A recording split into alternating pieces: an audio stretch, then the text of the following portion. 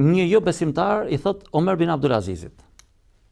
I thot, ai Zoti që besoni ju dhe pretendoni që ai juve ju jep të mira, pse nuk më dënon mua? I thot, kam për të ngrënë, jam i pasur, jetoj më mirë se ju. I thot, pse nuk më dënon? Omer bin Abdulaziz i thot, ai Zoti im që besoj, mua më lejon të shkoj në seçte, ndërsa ty të ka privuar nga seçteja.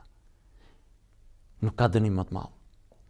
Pra në një farë mënyrë besimtari, kur arrin ta kuptoj që sa mirësi e madhe është të lejoj Zoti ty të shkosh me ballë në seçde, e kupton se çfarë të mira është të ka dhënë.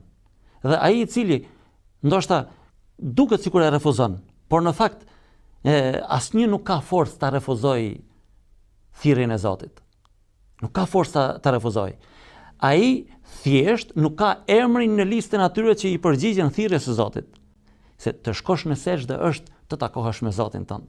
E për të takuar me Zotin duhet të kesh emrin në listën e atyre të cilët, si thot Allahu i madhëruar në Kur'anin famlart, ja ayyatuhan nafsul mutma'inna.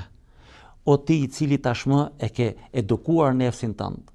Nefsi mutma'inna është grada e tretë apo e katërt e nefsit, të cilin Allahu i madhëruar e tregon në Kur'anin famlart. Nëse grada e parë që është grada më sheraxhie, mund të themi, nefsul emare, që e orienton vetëm për të keq, nefsi mutmainne është që të heqësh dorë nga çdo pasion i kësaj jetë dhe të orientohesh vetëm nga Allahu i madhëruar. Ja ayyatuhan nafsul mutmainne, irji'i ila rabbiki radiyatan mardiyah. Ktheu tek Allahu jot, tek Zoti jot i kënaqur. Fadkhuli fi ibadi. Dhe futu në listën e atyre të cilët unë i kam quajtur robët e mi.